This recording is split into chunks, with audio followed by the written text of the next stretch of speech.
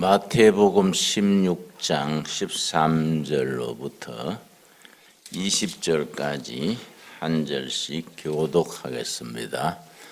우리가 성경 공부 시간에 마태복음을 처음부터 공부해 오고 있습니다. 오늘 본문 공부인 마태복음 16장에서 20장까지는 마태복음을 대표하는 중심되는 말씀입니다. 이런 말씀을 마태복음의 키워드라 그럽니다. 키는 열쇠고 열쇠가 되는 말씀. 자, 마태복음 16장 13절에서 20절까지 한 절씩 교독하겠습니다. 예수께서 가이사라 빌립보 지방에 이르러 제자들에게 물어가로 가라사대 사람들이 인자를 누구라 하느냐.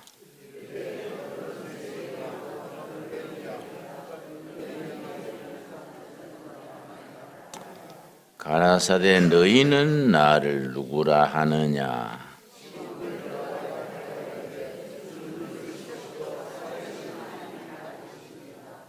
예수께서 대답하여 가라사대 바요나 시모나 너가 복이 있도다. 이를 너게 알게 한 이는 혈육이 아니요 하늘에 계신 내 아버지시니라.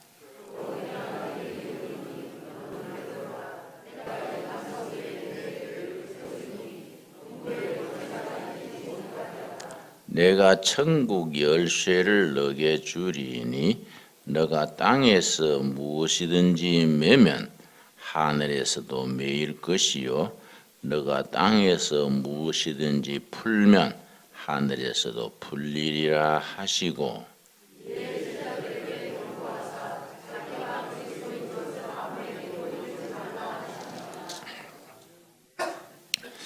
미국의 실용주의 철학자 윌리엄 제임스라는 분이 있었습니다.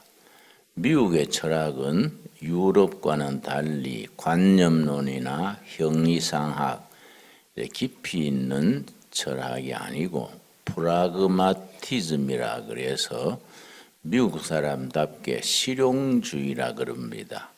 인간 생활에 밀접한 실용적인 것을 추구하는 철학이 되어서 미국의 철학을 실용주의 철학, 프라그마티즘이라 그럽니다. 미국의 프라그마티즘 실용주의 철학의 대가 중에 윌리엄 제임스라는 분이 있었는데 이분이 고등종교, 인간의 영혼을 구원함에 이르는 수준 높은 종교의 특징 세 가지를 일렀습니다.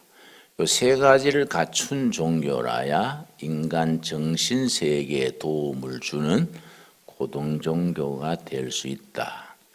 하도 종교가 사이비가 많고 저급한 종교가 많으니까 종교의 급수를 분류하는 겁니다. 첫째가 뭐이냐? 거룩하고 활기찬 제사, 예배입니다. 예배. 예배와 제사가 거룩해야 되고 거룩하기만 하면 또 신바람이 안 나니까 활기찬 예배가 첫째입니다. 구약으로는 예배고 신약으로는 구약으로는 제사고 신약으로는 예배가 됩니다. 거룩하고 활기찬 예배. 둘째가 뭐냐 하면은 응답받는 기도. 기도의 응답에 대한 증거, 확신이 있어야 한다. 셋째가 분명한 신앙 고백입니다. 분명한 신앙 고백. 신앙 고백이 교주에 치우쳐서 인간적으로 나갈 때 사이비가 됩니다. 분명한 신앙 고백이 없이 개인에 빠지거나 집단에 휘둘리거나 그런 것을 사이비 신앙 혹은 의용 종교 혹은 그릇된 저급 종교가 됩니다. 이 세 가지 갖춘 것. 거룩하고 활기찬 예배, 또 응답받는 기도, 세 번째, 분명한 신앙 고백. 오늘 본문 말씀 마태복음 16장에서 16장 13절에서 20절 사이는 신앙 고백에 대한 부분입니다. 예수님께서 제자들에게 물었습니다. 너희는 나를 누구로 믿고 고백하느냐? 그 예수님의 물음에 베드로가 대답한 그 대답이 16절입니다. 16절 말씀. 시몬 베드로가 대답하여 가로되 주는 그리스도시요 살아계신 하나님의 아들이시니이다. 이 베드로의 신앙 고백입니다. 베드로는 가방끈이 짧은 사람, 학력이 없는 사람인데다가 성격이 급하고 성격이 좀 조급해서 실수가 많은 사람입니다. 인간적으로 베드로는 허물이 많은 부족한 사람인데 위대한 사도가 될 수 있었던 바탕은 뭐이냐? 남다른 영성이 있어서 분명한 신앙 고백을 가지고 있었습니다. 주는 그리스도시요. 그리스도라는 말은 구약 히브리어로는 메시아, 신약의 헬라어로는 그리스도입니다. 주는 그리스도시요. 유대인들은 수천 년 전부터 메시아 그리스도를 기다려 왔습니다. 인간을 구원하실 분 메시아를 기다려 왔습니다. 중간에 많은 가짜 그리스도가 많이 등장했습니다. 예수님께서 때가 돼서 오셔서 이제 그리스도로서 3년간 사역을 하셨는데 제자 중에 제자인 베드로가 너희는 나를 누구라 하느냐 그렇게 물으시니까 주는 그리스도시요. 우리 민족이 수천 년 수백 년 동안 기다리던 메시아 구원하실 분 그리스도시요 살아계신 하나님의 아들이로소이다. 그렇게 대답을 하니까 예수님께서 칭찬하셨습니다. 17절 말씀 17절 예수께서 대답하여 가라사대 바요나 시모나 너가 복이 있도다. 우리 성도들에게 진정한 복이 뭐이냐? 물질의 복을 많이 받는다, 건강하다, 존경받는다. 그런 것은 부수적으로 따르는 것이고 진정한 복은 메시아를 바로 깨닫고 고백하는 복, 분명한 신앙 고백이 진정한 복의 뿌리가 됩니다. 그래서 우리가 한 세상 살다가 천국에 갈 때에 뭘 들고 가느냐? 내가 장로를 했습니다. 목사를 했습니다. 교회 개척을 몇 개 했습니다. 그런 걸 들고 가겠습니까? 세상적인 스펙이나 관록을 들고 가겠습니까? 내 땅에서 뭘 믿고 어떻게 살다가 왔습니다. 이 신앙 고백에 목숨 걸고 살다가 왔습니다. 신앙 고백 들고 가는 겁니다. 이게 진정한 복이지요.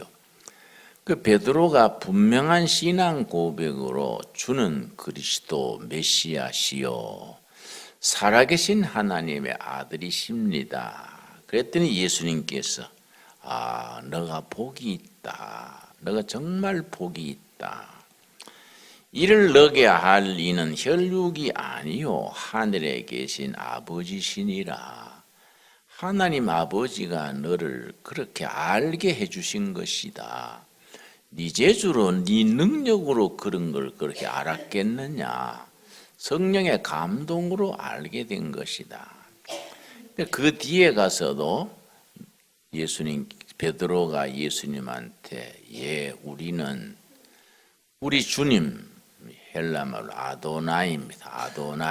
아도나이 생사 여탈권을 가진 주인이 아도나이. 아도나이께서는 메시아 그리스도이신 줄 믿고 알았습니다. 베드로가 그렇게 대답한 적이 있습니다. 알고 믿었다가 아닙니다. 알고 믿었다는 세상 지성의 세계고, 알고 믿었습니다가 아니고 영의 세계는 믿고 알았습니다. 예, 우리는 아도나이께서는 메시아 그리스도이신 것을 믿고 알았습니다. 그렇게 말이 나옵니다. 그랬더니 예수님께서 아주 참 심각하고 중요한 말씀을 18절, 19절에서 일러주셨습니다. 또 내가 너게 이르노니 너는 베드로라. 내가 이 반석 위에 내 교회를 세우리니 음부의 권세가 이기지 못하리라.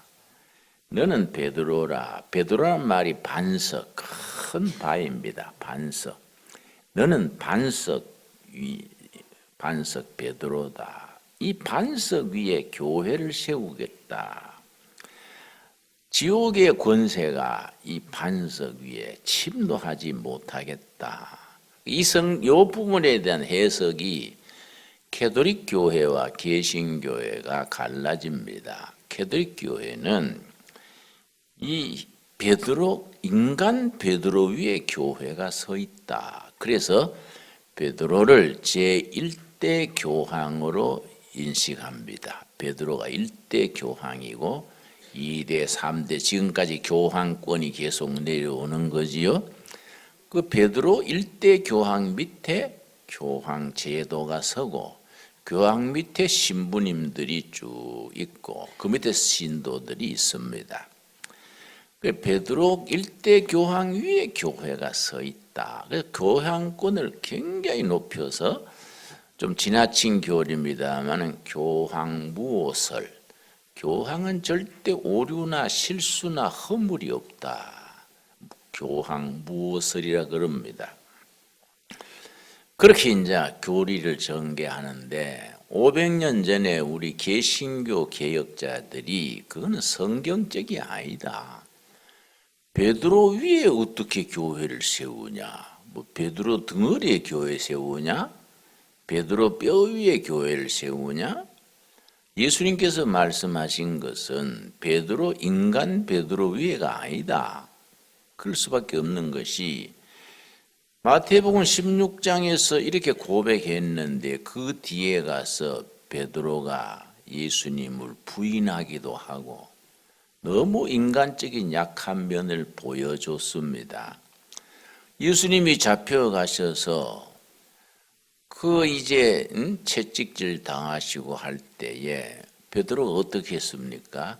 멀찍이 앉아가지고 화토불 쫓고 있다가 여종이 이 사람 또 나사렛 패거리다. 그러니까 예수님을 저주하면서 부인했습니다. 그런 베드로인데 베드로 위에 어떻게 교회를 세울 수 있느냐. 베드로의 신앙 고백 마태복음 16장 16절 신앙 고백 위에 교회를 세운 것이다. 인자 개신교회의 해석입니다. 그 신앙 고백이 중요한 것이지 인간 베드로는 허물이 있고 실수하고 부족한 거 아니냐. 그래 이제 그 해석이 달라집니다. 그리고 19절이 가서 캐톨릭과 개신교 사이에 문제가 되는 구절입니다. 19절 내가 천국 열쇠를 너게 주리니 너가 땅에서 무엇이든지 매면 하늘에서도 매일 것이요 너가 땅에서 무엇이든지 풀면 하늘에서도 풀리리라. 그래서 이 성경 말씀 위에 고해 성사 제도와 종교 재판 제도가 있었습니다. 왜냐? 베드로 교황 이래의 교황 신부님들의 그 하이알키 그 제도에서 성도들의 무슨 심판을 하면은 그게 하늘의 심판이 된다는 거지요. 네가 땅에서 매면 하늘에서도 매일 것이고 땅에서 풀면 하늘에서도 풀릴 것이다. 그래서 신부님들 앞에 고해성사 제도가 나오지요. 신부님, 나는 지난주에 7계명을 범했습니다. 고해성사하면 신부님이 가만히 듣고 그러면 3일 금식을 하세요. 풀어주는 거죠. 땅에서 풀면 하늘에서도 풀린다는 거지요. 이 고해성사 제도가 그렇게 바탕이 그렇게 서 있습니다. 그런데 개신교는 시작할 때 그거는 인간적이지 않느냐. 신부도 사람인데 사람이 어떻게 그렇게 제사하고, 신부님이 성찬식 6개월 참석 금지요, 열흘 금식이요, 뭐 이러면 그게 이제 하늘에서도 풀린다는 거지요. 고해성사가 또 신부도 사람인데 사람이 사람에게 말하는 것은 문제가 있다. 개신교에서는 자기의 허물과 죄를 중보자가 되시는 분 한 분, 예수 그리스도다. 예수 그리스도를 중보자로 하늘 아버지께 직고한다. 직고. 신부님을 통하지 않고 목사를 통하지 않고 직고하는, 이제 개신교의 원칙으로 정했습니다. 그래서 교회에서는 고해성사 제도가 없지요. 그게 무슨 허물과 죄가 있으면은 그걸 예수님의 이름으로 성부 하나님께 직접 구하는 거지요. 직접 구하면 하나님께서, 미쁘신 하나님께서 죄를 다 용서하신다. 그렇게 이제 우리는 믿어오고 있습니다. 자, 그런데 이 신앙 고백이 이제 사도신경으로 발전하지요.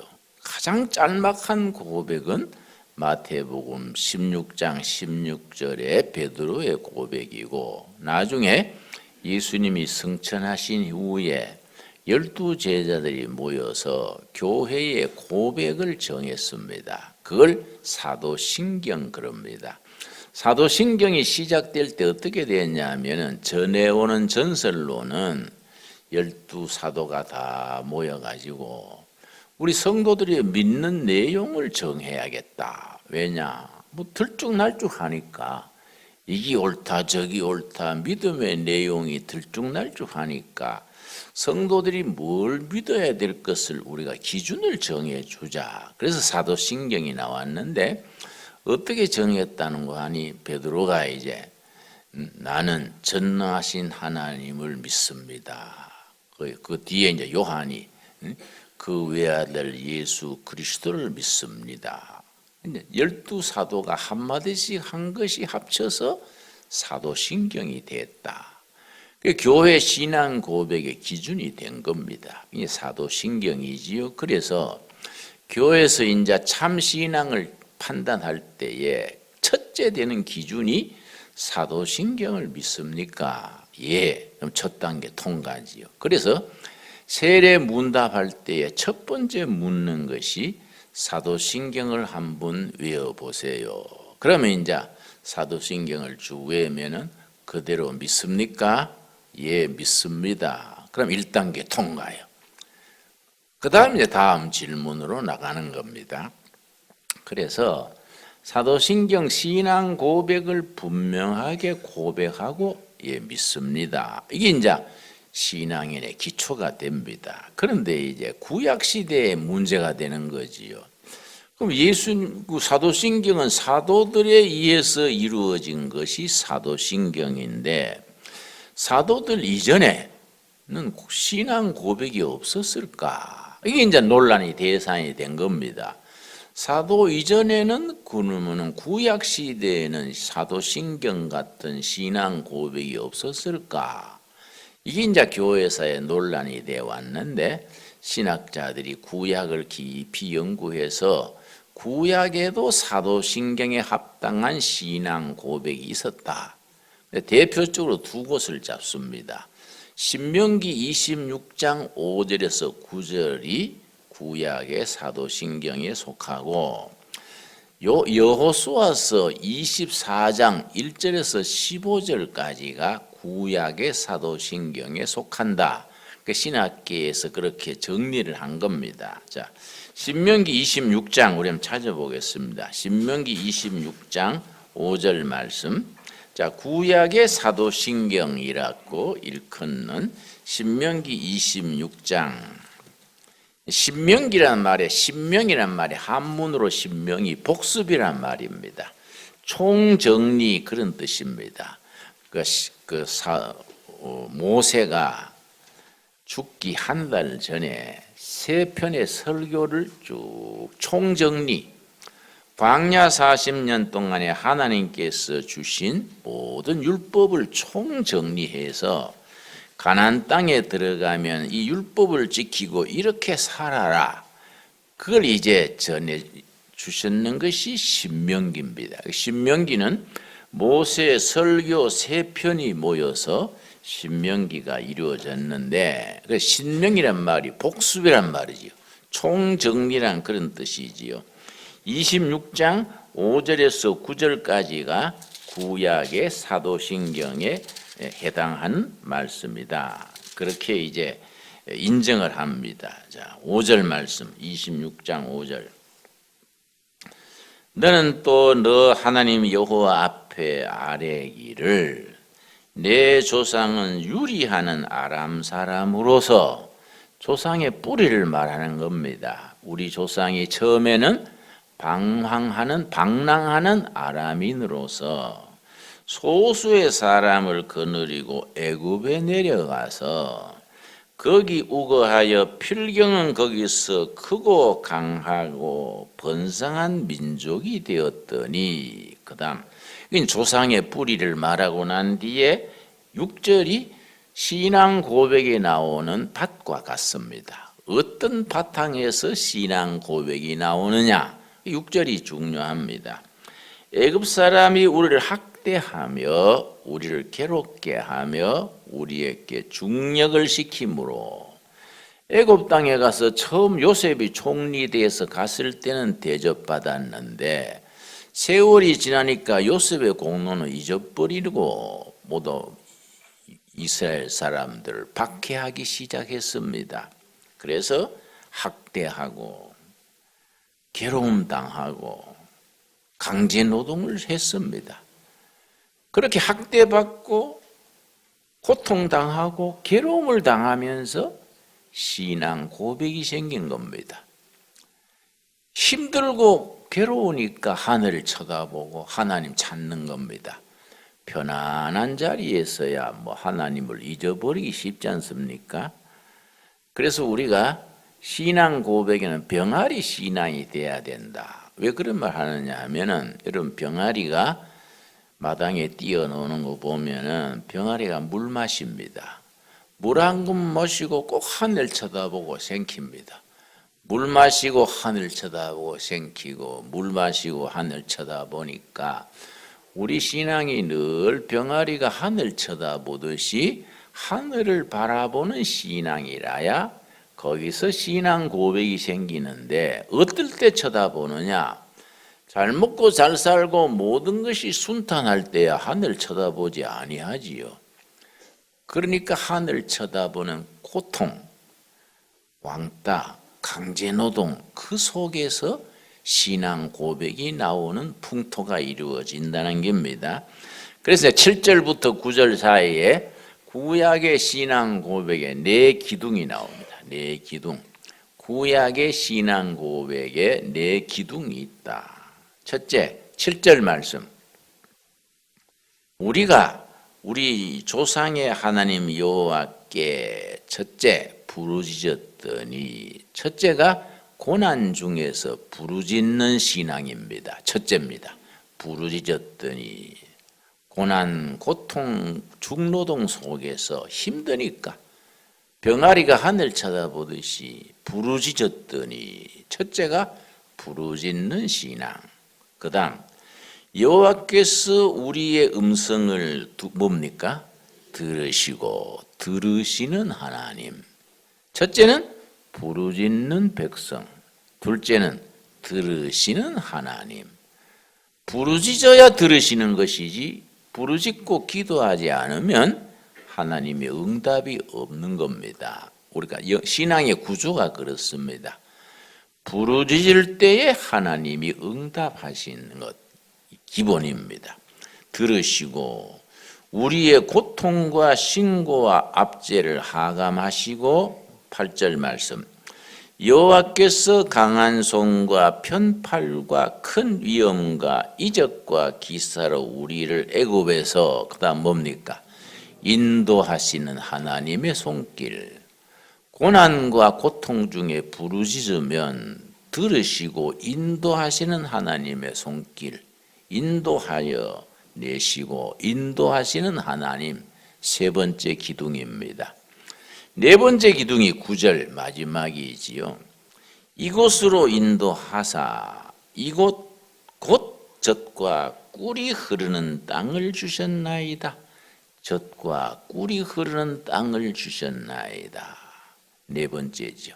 약속의 땅, 젖과 꿀이 흐르는 땅을 주셨나이다. 이 네 가지가 구약 시대의 사도신경에 해당하는 신앙 고백의 기준이라는 겁니다. 자, 정리합시다. 구약의 사도신경의 네 기둥. 첫째는 무슨 신앙입니까? 부르짖는 신앙. 부르짖는데 순탄하고 모든 것이 잘 되는데 잘 안 부르짖지요. 시험이 오고 환난이 오고 몸에 때로는 병이 들고 사업이 넘어지고 사람 간의 상처를 받고 내가 또 엉뚱한 짓을 해가지고 안 할 고생을 막 세게 하고 그럴 때 부르짖는 거지요. 부르짖는 신앙. 하나님께서는 우리가 부르짖을 때 응답하시는 하나님이지요. 응답하시는 하나님. 하나님의 하나님께서 들으시고 두 번째지요. 세 번째 8절에 뭐라 그랬습니까? 강한 팔로 인도하여 내시고 애굽 종살이의 고통에서 인도해 내시는 겁니다. 인도하시는 하나님 세 번째입니다. 그 네 번째 마지막에 9절에 뭡니까? 약속의 땅, 젖과 꿀이 흐르는 땅을 주셨나이다. 이게 이제 구약의 사도신경이라는 기준이 되고 두 번째 사도신경으로 인정하는 부분이 여호수아서 24장입니다. 우리 한번 찾아보겠습니다. 여호수아서 24장. 여호수아서는 24장까지 되어 있는데 마지막 장인 24장 1절에서 15절까지가 구약의 사도신경에 해당되는 부분이다. 거기서 사람들이 그냥 그렇게 성경에만 있는 게 아니라 실제 유대인들은 예루살렘 성전에 기도하러 올라갈 때에 성전 돌계단이 많습니다. 예루살렘 성전에 올라가는 돌계단 올라가면서 여호수아서 24장 1절에서 15절까지를 중얼중얼 이거 이제 읊으면서 올라가는 겁니다. 또 신명기 26장 5절에서 9절까지를 돌계단을 암송하면서 올라가는 겁니다. 그래서 그 사람들의 신앙 고백이 되었었습니다. 자, 24장 1절. 여호수아가 이스라엘 모든 지파를 세겜에 모으고 이걸 신학에서는 세겜회의라 그럽니다. 세겜회의. 여호수아 장군이 모세의 후계자로서 가나안 정복을 끝난 뒤에 다 분배를 하고 여호수아가 숨거두기 전에 유언겸으로 하는 모임이 세겜회의입니다. 12지파 대표들을 다 세겜 땅에 모아놓고 영적 대부흥회를 엽니다. 영적 부흥회를 열면서 그들의 신앙 고백을 마무리하는 겁니다. 그래서 세겜회의 그렇게 말합니다. 세겜에 모으고 이스라엘 장로들과 그 두령들과 재판장들과 유사들을 부르매 성경에 유사라고 나오지요. 유사는 요즘말로 공무원입니다. 공무원, 공직에 종사하는 사람들 유사들입니다. 유사들을 부르매 그들이 하나님 앞에 보인지라. 다 세겜 땅에서 보아놓고 이제 신앙 고백으로 들어갑니다. 2절 말씀. 여호수아가 모든 백성에게 이르되 이스라엘 하나님 여호와의 말씀에 옛적에 우리 조상들 곧 아브라함의 아비 나홀의 아비데라가 그다음 뭡니까? 강 저편에 거하여 다른 신들을 섬겼으나 강 저편 거기에 표를 합시다. 강 저편. 강 저편이란 말이 무슨 강이냐? 유프라데스 강입니다. 인류 문명의 발상지 중에 유프라데스, 티그리스, 유프라데스 나오지요? 저 아브라함의 아버지 조상들이 살던 땅이 지금 이락, 쿠웨이트 그쪽입니다.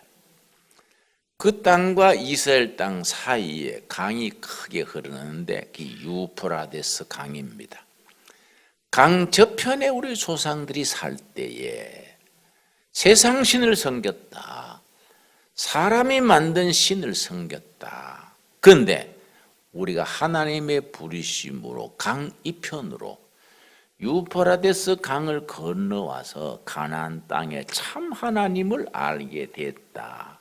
그 강을 기준으로 강 저편, 인간의 신, 조상들의 신, 강 이편, 살아계신 하나님, 이 갈라지는 겁니다.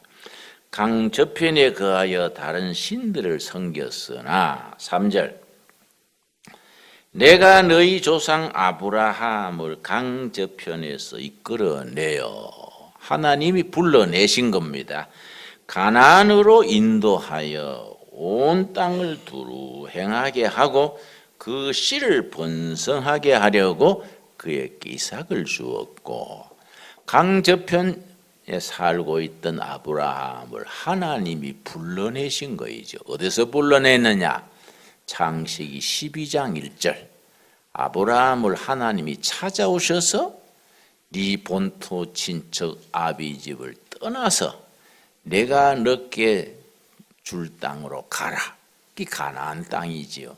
하나님이 불러내신 겁니다. 그 얘기를 하는 겁니다. 4절 말씀 이삭에게는 야곱과 에서를 주었으며 에서에게는 세일산을 소유로 주었으나 야곱과 그 자손들은 애굽으로 내려갔으므로 애굽에 가서 고통당하던 얘기가 쭉 이스라엘의 간단한 역사가 딱 간추려서 조상들의 내력을 간단하게 신앙 고백으로 고백한 뒤에 14절 15절이 요점입니다. 14절 15절 말씀 14절 여호수아 24장 1절에서 15절까지가 구약의 사도신경에 해당되는 본문인데 14절 그러므로 여러분 성경 읽으시다가 그러므로란 말이 나오면은 그러므로 앞에 신앙의 본질이 있는 겁니다. 살아계신 하나님이 우리를 구원하시기 위해서 이루어 놓으신 복음의 사실, 팩트, 사건이 그러므로 앞에 있고 그러므로 우리는 이렇게 살자.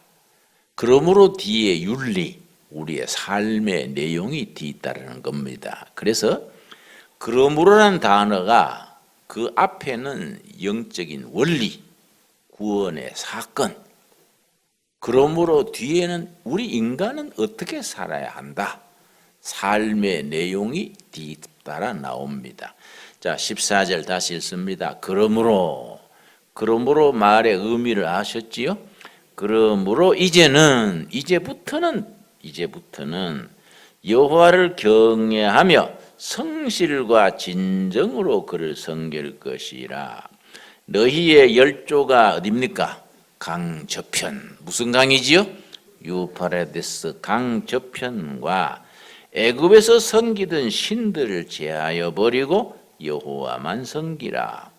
우리 조상들이 아브라함 이전에 살던 강 저편의 신, 세상신, 우상, 인간이 만든 신, 애굽에서 섬기던 애굽신, 애굽의 신은 애굽 왕실이 섬기는 신이 나일강 수신입니다. 나일강이 애굽 사람들의 생명줄이기 때문에 나일강 수신이 애굽 왕이 섬기는 신인데 이스라엘 백성들이 왜 박해받았느냐? 애굽 땅에서 왕실과 모든 백성이 나일강 수신을 섬기는데 유독 이스라엘 사람들은 애굽 땅에 살면서 여호와 하나님을 따로 섬기니까 왕따당하고 고통당한 거이지요. 자, 그 얘기입니다. 자, 열조가 강 저편과 애굽에서 섬기던 신들을 제하여 버리고 뭐라 그랬습니까? 여호와만 섬기라. 세상신, 애굽신, 강 저편의 신 다 버리고 살아계신 하나님, 참 하나님만 섬기라. 15절이 결론이 15절. 15절이 참 위대한 말씀입니다. 만일 여호와를 섬기는 것이 너희에게 좋지 않게 보이거든 너희 열조가 어디죠? 강 저편에서 너희 조상들이 강 저편에서 섬기던 신이든지 세상신 사람이 만든 신이지요. Man made God 사람이 만든 신 인간이 만든 신 세상 종교를 말합니다. 그래서 종교와 복음을 구분해서 말합니다. 종교는 사람이 만든 신들이 종교라 하고 복음은 하나님이 계시하신 이 땅에 오신 하나님 그리스도를 섬기는 복음이지요. 자, 강 저편에서 섬기던 신들이든지 혹 너희의 거하는 땅 아모리 사람의 신이든지 너희 섬길 자를 오늘날 택하라. 그러고 이제 여호수아가 백성들에게 결단을 촉구하는데 그다음 뭐라 그랬습니까?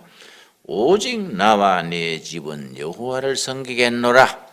선택이다. 그래서 신앙은 선택이라고 신앙은 선택이라고 말합니다. 예나 지금이나 신앙은 결단이고 선택입니다. 옛날 조상들이 섬기던 인간이 만든 우상, 인간이 만든 종교든지 아니면 하나님이 계시로 보여주신 참 하나님이든지 선택해라. 선택. 나와 내 집안은 여호와를 선택하겠노라. 신앙은 선택, 결단이고 선택이지요. 그랬더니 이스라엘 백성들이 뭐라고 대답했습니까?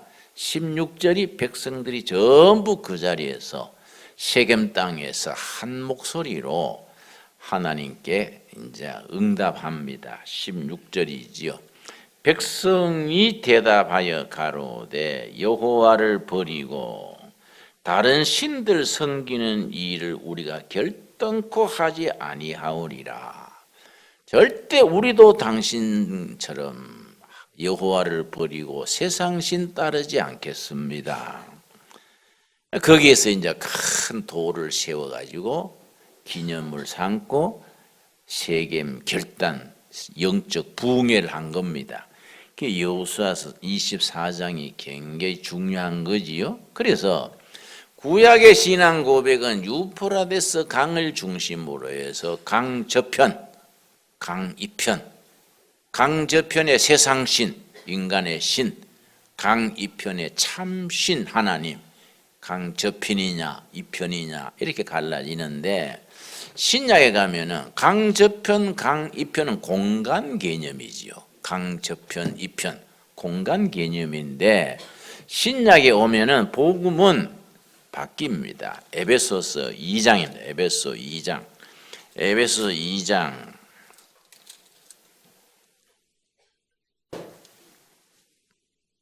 2장에 들어오면 11절 말씀.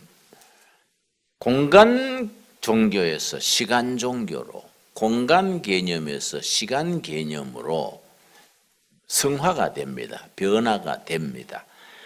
에베소 2장 11절 이런 부분이 복음 이해, 신앙 고백에 있어서 중요한 부분이지요. 그래서 우리가 서두에 말씀드렸습니다마는 우리가 이 땅에서 한 평생 살다가 하늘나라 갈 때에 뭐 세상 것 들고 가는 게 아니란 말지요. 신앙 고백 들고 가는데 그 신앙 고백이 분명해야 되는 거지요. 응? 뭐 대충 목사님 따라다니다가 왔습니다. 이게 되는 게 아니다 이거지요. 뭐 마누라 가자 해서 왔다 갔다 하다가 왔네요. 뭐 이래가 될 일 아니지요. 자기 고백이 있어야 되는 거이지요. 자 11절 2장 11절. 그러므로 앞에 하나님이 이루신 구원의 사실이 나오고, 그러므로 우리는 이렇게 고백하고 이렇게 산다. 그러므로 생각하라. 너희는 그때에 육체로 이방인이요 손으로 육체에 행한 할례당이라 칭하는 자들에게 무할례당이라 칭함을 받는 자들이라. 구약으로 말하면 그때가 언제입니까? 강 저편에 있을 때에. 너희가 강 저편에 있을 때에는 세상신 믿고 살았지 않느냐. 그때 너는 그때 이방인이다. 하나님 앞에 이방인이요 구원을 모르고 살았던 때다. 그런데 12절. 그때에 너희는 그리스도 밖에 있었다. 그 이스라엘 나라 밖의 사람이라 약속의 언약들에 대하여 외인이요 세상에서 소망이 없고 하나님도 없는 자이더니. 신앙 고백으로 들어가는 겁니다. 구약에는 강 저편에 있을 때 소망 없는 사람들이 있고 구원 밖에 있었지 않느냐. 그러나 이제는 다르다. 이제는 13절 첫 마디가 뭡니까? 이제는 from now on 혹은 but now. 그러나 지금은. 과거는 이렇게 헛된 신 섬기고 우상신 섬기고 세상 것 붙들고 살았는데 but now. 그러나 지금은 다르다. 이제는 전에 멀리 있던 너희가 그리스도 예수 안에서 그리스도의 피로 가까워졌느니라. 누구 안에서입니까? 그리스도 예수 안에서. 구약은 강 저편에서, 신약은 그리스도 밖에서. 구약은 유프라테스 강 저편에 살다가 하나님의 부르심을 받아서 강 이편 가나안 땅으로 옮겨왔는 공간 개념이고, 신약에서는 그리스도 밖에 살다가 예수님의 핏공로를 믿음으로 그리스도 안으로 들어온 것이다. 그리스도 밖이냐 그리스도 아니냐. 그리스도 밖에 있을 그 시대를 구원을 모르고 살던 세상 사람 이방인이라 그리스도 안에서 예수를 믿고 예수님의 핏공로를 믿음으로 구원받은 이제는 그리스도의 사람, 하나님의 사람, 구원의 사람이 된 것이다. 아멘이 됩니까? 이걸 아멘 해야 되는 거예요. 대충 알겠네요 이러면 안 돼. 확실하게 고백해. 확실하게. 응? 그거 딱 붙들고 가는 겁니다.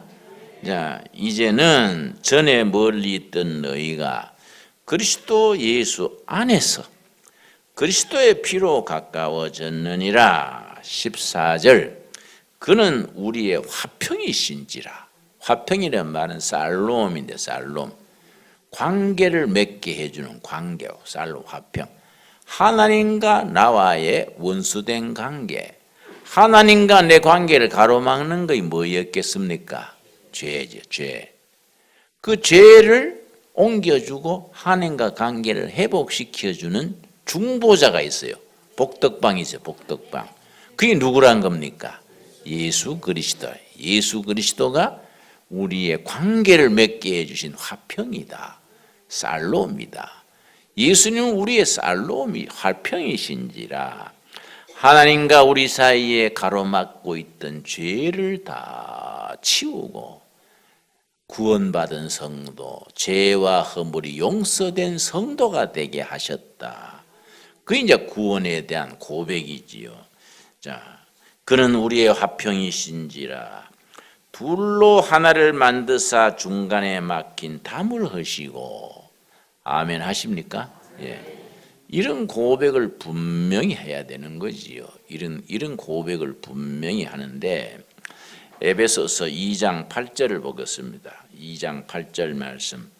구원의 확신에 대해서 에베소 2장 8절에 뭐라 했냐면은, 이런 말씀은 암송을 해야 될 필요가 있습니다. 우리가 말씀을 자주 암송해야 됩니다. 그래서 전작부터 한다는 게 아직 못했는데요. 한 109절쯤 우리 신앙 고백에 확실히 중요한 성경 구절 한 109절쯤 딱 뽑아서 요만한 카드를 만들어야 돼요. 카드로 큰 글자로 나이 든 분들도 잘 볼 수 있도록 큰 글자로 성경 구절을 딱 적어서 주머니 넣고 다니면서 암송해야 돼요. 암송. 머리가 좋고 나쁘고 관계없습니다. 반복하면 외워집니다. 반복. 그래서 히브리 말로 교육이란 말과 반복이란 말이 같은 단어입니다. 히브리인들은 교육을 생각하기를 반복하면 교육이 된다. 아무리 나이 많아도 계속 100번, 200번 읽으면 마음에 심기는 겁니다. 반복하면 돼요. 그런 말씀을 암송할 필요가 있습니다. 2장 8절이 그런 말씀이지요. 자, 에베소 2장 8절 우리 한번 같이 읽겠습니다. 너희가 그 은혜를 인하여 믿음으로 말미암아 구원을 얻었나니 이것이 너희에게서 난 것이 아니요 하나님의 선물이라. 9절 행위에서 난 것이 아니니 이는 누구든지 자랑치 못하게 함이니라. 믿음으로 구원받고 사람의 행위로 된 게 아니다. 뭘 믿느냐? 그리스도의 십자가의 피공로를 믿음으로 구약으로는 강저편에서 강기편으로 옮겨졌다. 신약으로는 그리스도 밖에서 그리스도 안으로 옮겨졌다.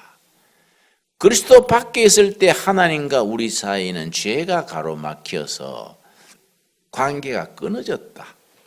예수님이 피로 값을 치르고 죄를 다 없애줬다. 예수를 믿고 붙들고 나가면 하나님의 백성, 희망이 있는 백성, 이방인이 하나님의 자녀가 되는 것이다. 아멘 하십니까?